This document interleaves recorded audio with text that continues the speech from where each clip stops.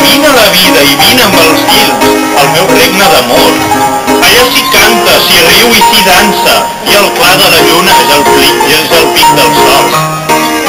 I d'una revolada, Florell va seure Liliana a les seves espatlles i es va posar a volar, enlairant-se cap al cel. Floc, Mic i Puc van passar molts dies esperant i esperant, perquè la seva estimada Liliana havia marxat a les espatlles del circ, tot volant.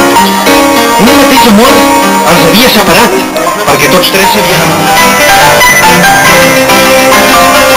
Viva Criada, a la plaça, al poble.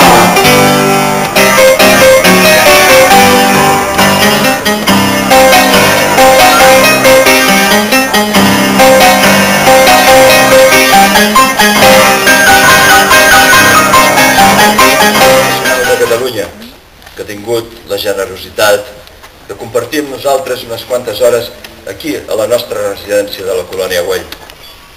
Bon dia tinguin. Bon dia, senyores i senyors, però, don Eusebi, la generositat és vostra en rebre'm tan amablement. Ja sabeu que aquí és a casa vostra. Moltes gràcies. Jo us voldria parlar de 4 coses que els permetés entendre aquest projecte. Vostès tenien vagues i aldarulls. Pensin que el 1855, amb la vaga general, un escamot d'obrers va saltar al despatx de la fàbrica i va matar el gerent, el nostre estimat Josep Sol i Padrís. Quin desastre, Déu meu, que el cel sigui. Per això vam venir aquí a fundar la colònia Güell, perquè volíem apartar-nos de la ciutat i del seu cos per empaltar-lo a les cames d'aquell noiet que va poder salvar la vida. La iglesia l'està construint l'arquitecte Antoni Gaudí. Oh, l'església. La realitat, l'església.